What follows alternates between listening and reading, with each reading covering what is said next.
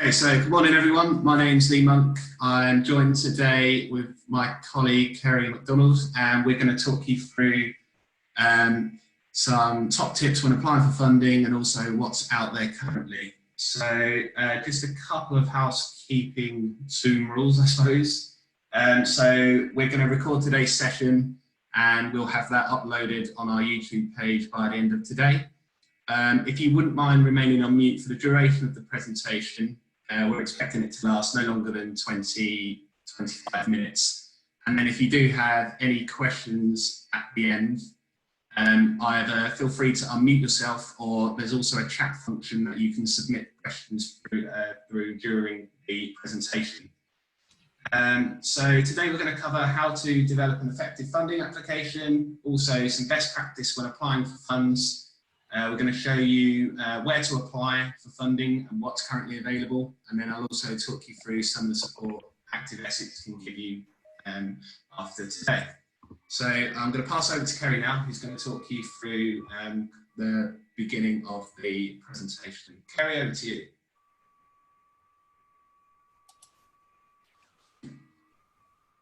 Sunny morning. As Lee said, my name is Kerry McDonald. I work with Active Essex and a project called the Essex Local Delivery Pilot. The Local Delivery Pilot is tackling inactivity. There's over 400,000 people in Essex who are physically inactive. And so the Local Delivery Pilot, called the LDP, is trying all sorts of innovative ways to tackle that physical inactivity. So that's my work at the moment. My background is in fundraising and grant giving. I worked for Sport England for 10 years. Fascinating to work with them distributing the lottery money.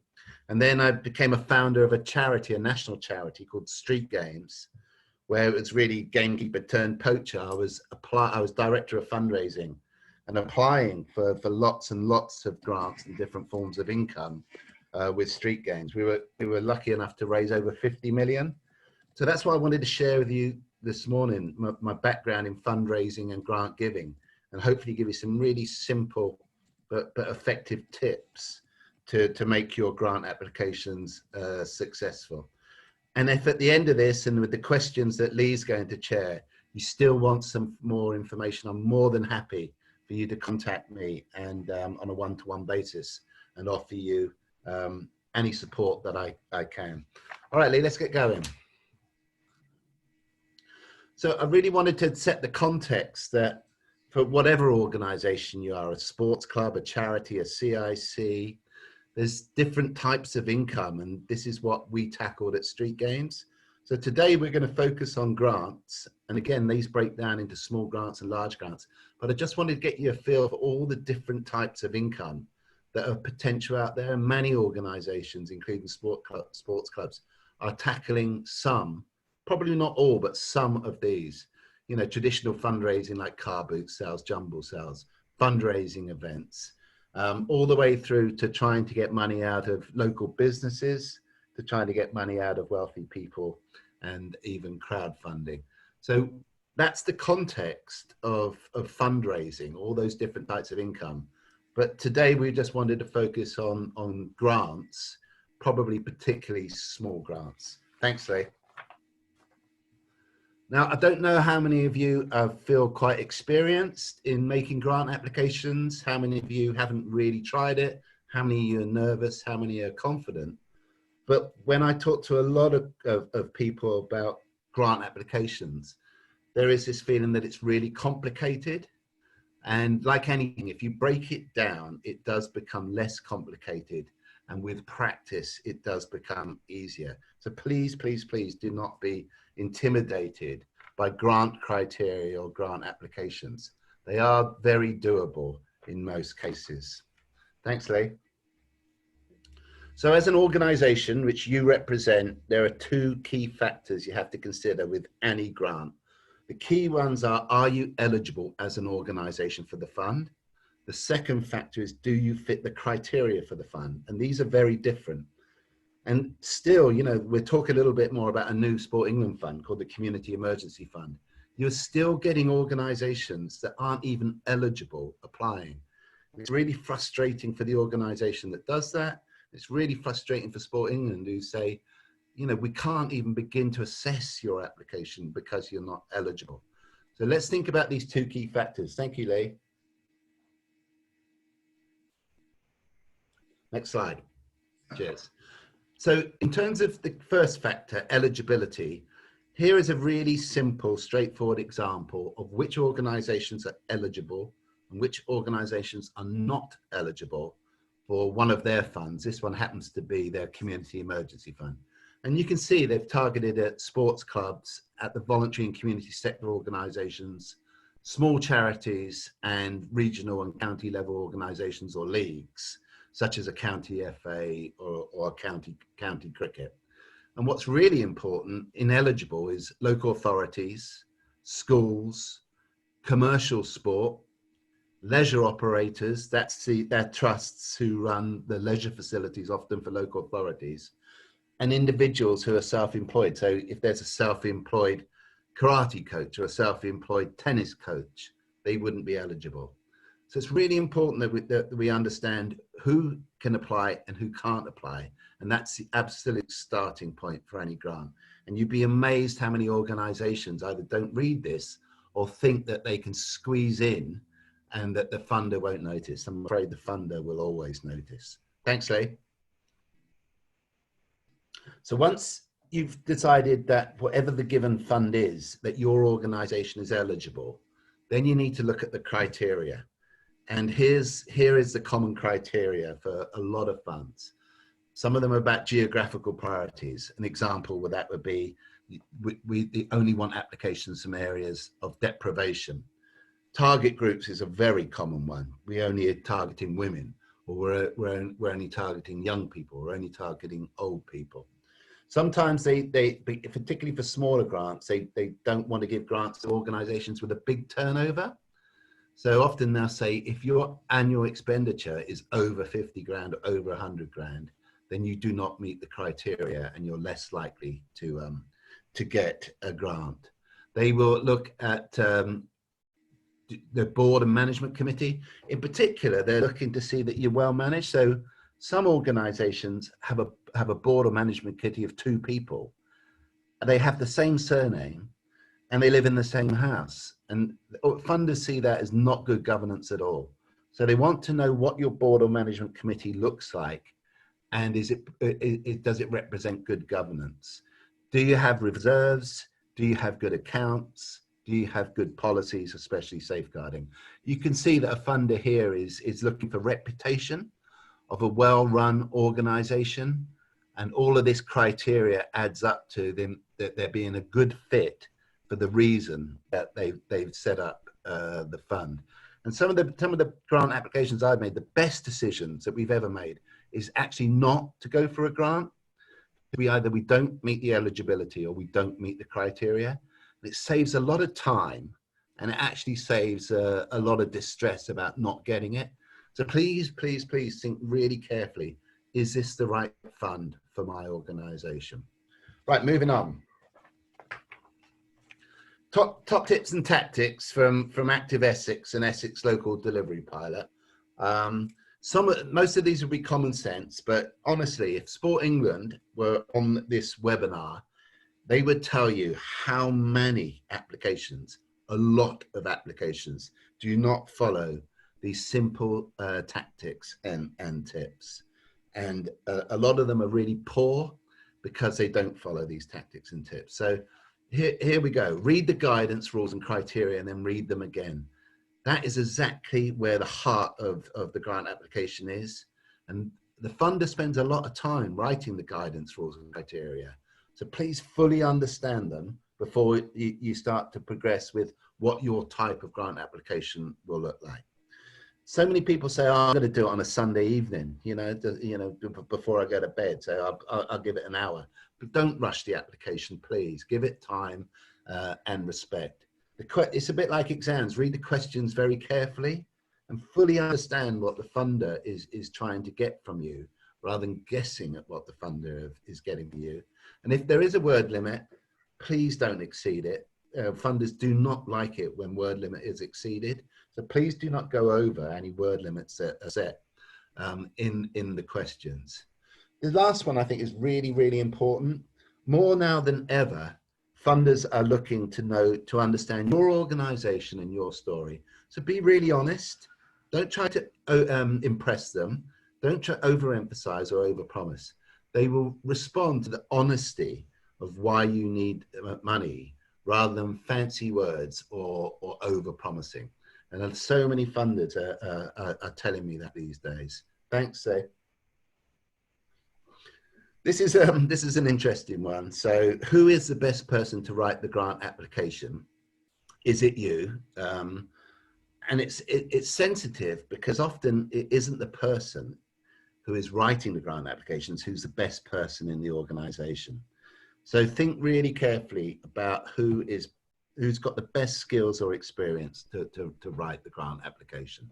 But don't write it alone. You know, like I said, that Sunday evening thing, just rattle it out.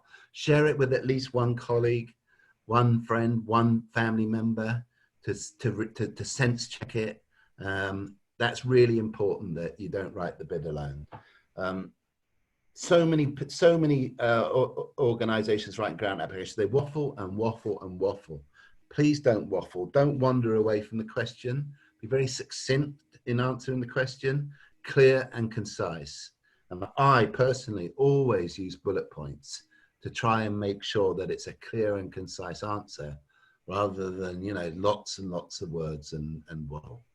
Thanks, Lee. Now, a really important tip, and many don't do this, is look for the FAQs, the frequently asked questions, that the funder often has. So you might get a guidance document or set of criteria. Additional to that is usually a document or something on their website which frequently asked questions. There's some real gold dust in there that you don't get in the general criteria. Really useful, extra and useful information from the funder. So there's a top tip. Look for frequently asked questions and read them all really carefully. And the last top tip is contact the funder if possible. You know, via a helpline, maybe you already know someone who works in that organization, or contact them directly. If they know you as an organization, genuinely, there is a much greater chance of success. I know that's not always possible, but if they know you, there's a much greater chance of success. Thanks, Lee. So this is directly from Sport England. Active Essex and the local delivery pilot work very closely with Sport England. And we said, look, you know, all your different funds that you have, all these hundreds and hundreds of grant applications, what's your top tips about what makes a successful application? And this is what they told us. Are we right for you? So that goes back to the eligibility and the criteria. They said, look, when writing, assume we know nothing about your organization or why you need money. So absolutely a starting point of they know nothing and build it up from there. The waffle bit is what Sport England are telling us. Don't waste words. Use them really carefully to tell your story very clearly. The how many relates to how much money you want. So they're always skeptical when organizations go for the maximum. It doesn't mean you can't go for the maximum, but there needs to be justification of it. They're already doing that. And they want to see some explanation of the budget as well. So if you're looking for coaching costs, if you're looking for utility costs, please give some detail about what those costs are. And then the funder, in this case, Sport England, will say, does that offer value for money, or are these overcosted? Sometimes a funder will want a referee. Please don't, you know, choose your sister or your auntie. Make sure that's someone, you know, professionally relevant to your organization. They say, have you got everything? So if they ask for a set of accounts, send them a set of accounts. If they ask for your last 3 months bank statements, please send them your last 3 months bank statements. It frustrates funders so much when they ask for specific documents or information and it's not submitted with the application. And the last tip they said is that, you know, again, there's so many poor applications. Before you submit, read it again and read it again, share it with a friend, and then it's ready to submit. So I hope that's really helpful in terms of my experience of doing grant applications. Really look forward to your questions about what I said, but I'm going to hand back to Lee now. Thanks a lot, Kerry. So I'm just going to go through some different sources of where you might be able to find different funding and grants. So out there are thousands of different funders, mainly giving to registered charities, but there is funding available from both small and large grants for community groups, voluntary groups, social enterprises, etc. as well. But what's worth knowing at this current period in time is that many grants and funding opportunities have responded to COVID-19 and have temporarily changed criteria or paused their kind of long-lasting grant schemes or has slightly amended them. So it's worth bearing in mind at this time that a lot of funders are prioritising organisations that are supporting people that are most vulnerable or have been most affected by COVID-19. So in terms of where to look, well, a good place to start is to have a look at some funding tools. So at Active Essex, we have a funding page, and on there is a tool which has, I think, over 100 different funds which are relevant to sport and physical activity organisations or organisations looking to deliver sport and physical activity. Now on there we've got a kind of slicer, so you can break that down into different funds depending on what you'd like to apply for or what your project is. So do have a look at that. Also, the Charity Excellence Framework has over 600 funds available on their website. It's a free tool to use. And again, you can break that down into different categories such as health or sport, the amount of money you want to apply for, and also a region or county level. So do take a look at that. There's a really useful couple of tools there to take a look at. Also, Sport England are obviously one of the biggest, if not the biggest, funder of grassroots sports and physical activity. Kerry briefly mentioned around the Community Fund. That's been set up very recently and has now funded over £21 million worth of lottery money to local clubs, groups, organisations who are experiencing financial hardship due to the COVID-19 pandemic. It's currently paused, so it was initially a £20 million pot of money, but Sport England have top up with an additional £15 million to help cope with demand. That is currently paused while they get the remaining few thousand applications assessed, and then what they're going to do is take stock and potentially look at what they've funded, what they've learned over the past 6 weeks, and then we'll release that within the next couple of weeks again. So everyone on the call today will receive kind of a notification when that reopens from us.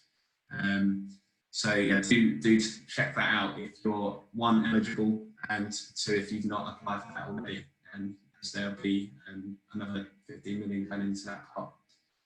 Sport England also, their two kind of main grant schemes available are the Sport England Small Grants Fund, which is a £7 million a year pot of funding, which is typical revenue funds for organisations who can apply for up to £10,000. So the aim of that fund typically is around engaging with people who are physically inactive or fairly active and trying to increase physical activity levels and increase and change people's behaviour towards a more sport and physical activity healthy lifestyle.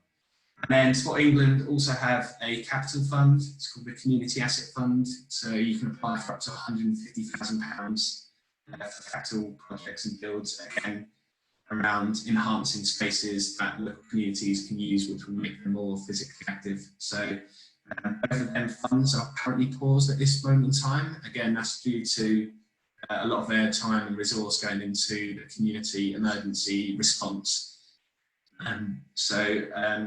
Just make sure that all the information and guidance is still on the website in terms of the criteria, so do take a look at them if that's something you'd be interested in the future.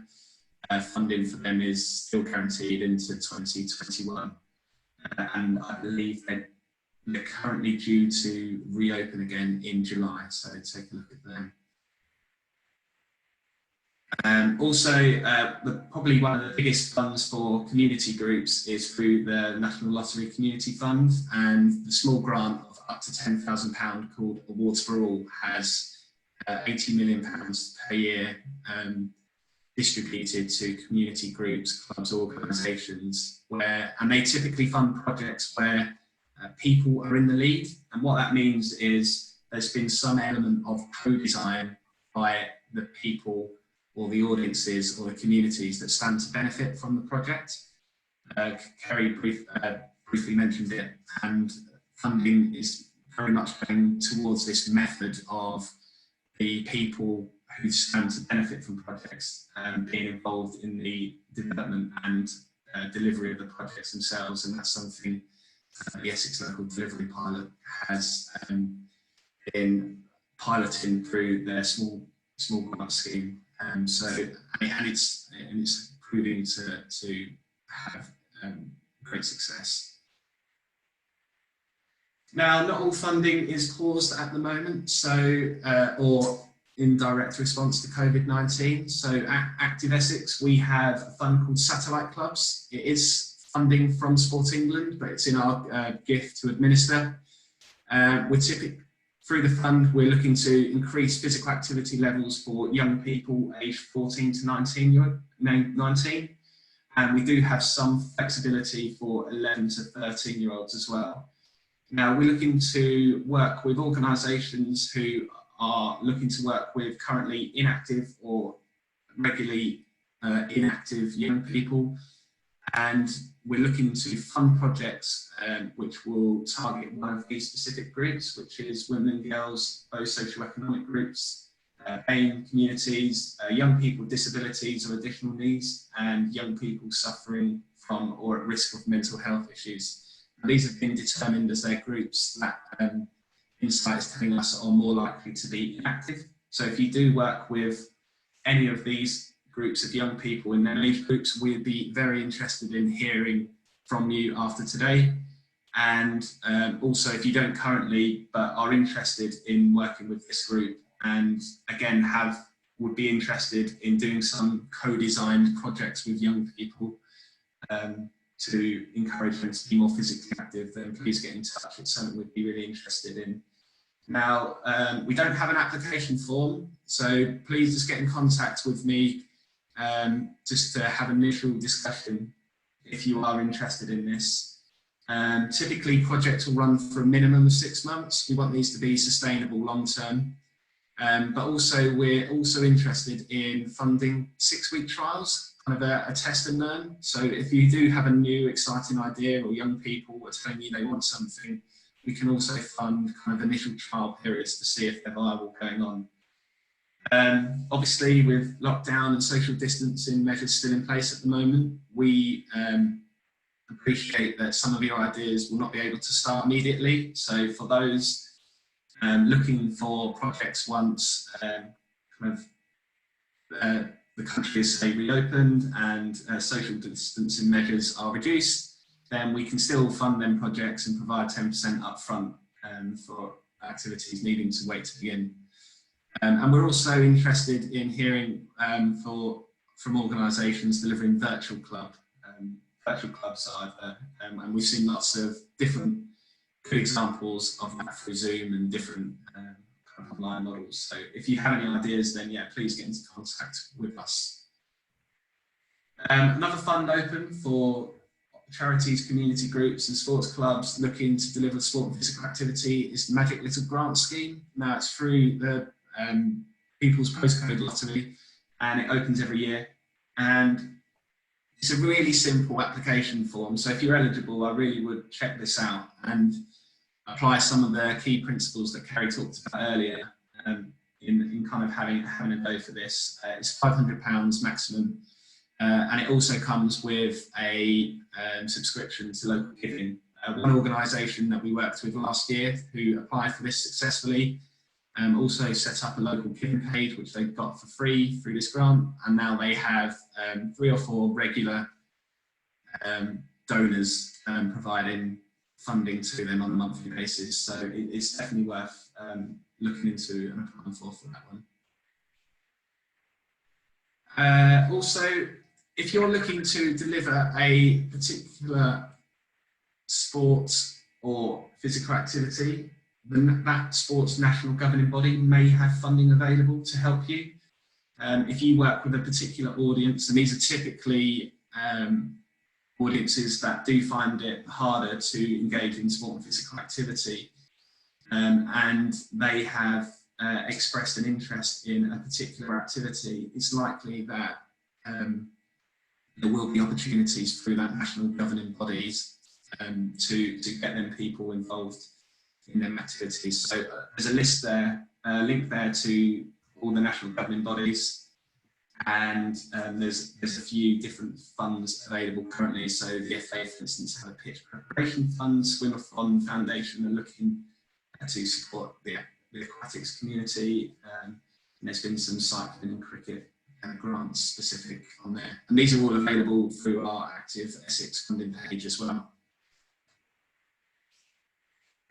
So further support from Active Essex on our support for the sport and physical activity sector web page. We've collected all of the latest guidance, online opportunities, government support schemes, and also some guidance on the phased return to sport and recreation. We've compiled it into 9 different categories there and tried to kind of break that down and make that easily digestible. So do take a look at that. And hopefully that will be a good signposting one-stop shop for you. Also, next Wednesday is a follow-up today. If you do want to apply for different funds or have need some help looking for funding or have started an application and need some feedback, then next Wednesday we've got some 20-minute slots available for your organisation to have a chat with me, and we can go through that on a bespoke basis and also answer any kind of detailed questions that you may have. So that link's there to click on. If you can't make Wednesday, then just get in contact with me and we can arrange another time, no problem as well. Finally, I just want to bring your attention to support from Club Matters. So Club Matters is a one-stop shop for clubs, groups and organisations involved in the delivery of sport and physical activity. Now on there, there's lots of free practical resources and guidance to help organisations grow, develop and become more sustainable. Kerry mentioned earlier that one of the key important criteria for funders is around good governance, and on the Club Matters website you'll find all the resources available, advice and guidance that you'd need for good governance, club structures, committees, kind of legal structures, etc. So do take a look at that. It's a really good resource guide, and there's also lots of checklists there on returning to sport and support for clubs and organisations that have been affected by the coronavirus as well. So do take a look at that. And then also in response to that as well, we've organised another Introduction to Legal Structures workshop, which will be on Monday the 15th of June, 6 to 8 PM. So for those of you who may have a organisation structure that isn't quite right, or you'd like to find out a little bit more about your options as an organisation, then do come along to that. It's a free workshop, and if you would like to book onto that, then just send me an email after today and we'll get you put onto that. And I think that's it with the presentation. So we'll kind of open the floor now. So if you do have any questions from what Kerry or I have covered, then please either put them in the chat or feel free to unmute yourself now, and we'll do our best to answer any questions you have.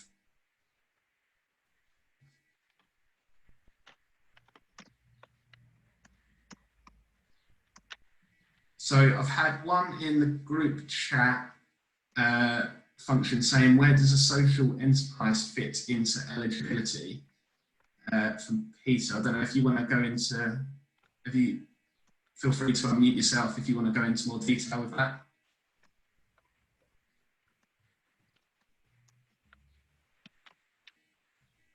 No, Hi there, can you hear me?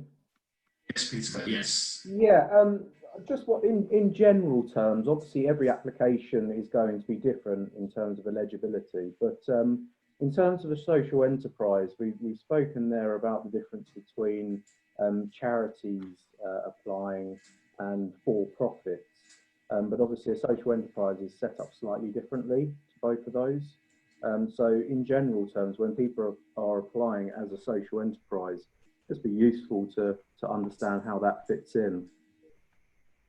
Yeah, definitely I can answer that. So if you talked about what used to be called Big Lottery Fund, but now called National Lottery Community Fund, they really welcome applications from social enterprises for a lot of their funds. They see them as a strong entity, good for society. Obviously, social enterprises mainly trading, but their governance, usually the memorandum and articles association will say they're not for profit sharing. So all profits are redistributed back into the working and objects of the organization, rather than profits for directors or shareholders. So I go back really to my previous one. If in any doubt, if you operate a social enterprise and you're looking at a particular funder or fund, contact them and have a conversation with them. So many people I've talked to said, oh, well, we don't want to ring them up, we're frightened of them, and it might make our application null and void because they don't like the questions we're asking. It's the absolute opposite to that. With all the good funders, Children in Need, Sport England, National Lottery Community Fund, they welcome questions, they welcome inquiries, and it would be the same for social enterprises. But in the main, if it's not for profit sharing, and that's the significant thing, then usually the criteria will allow you to apply. Okay, many thanks. Thanks, Kerry and Peter.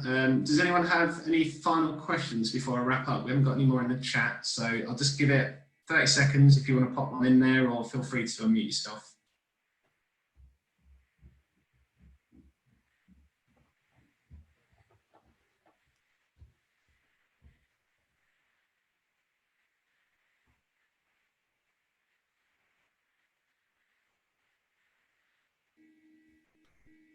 Okay, well,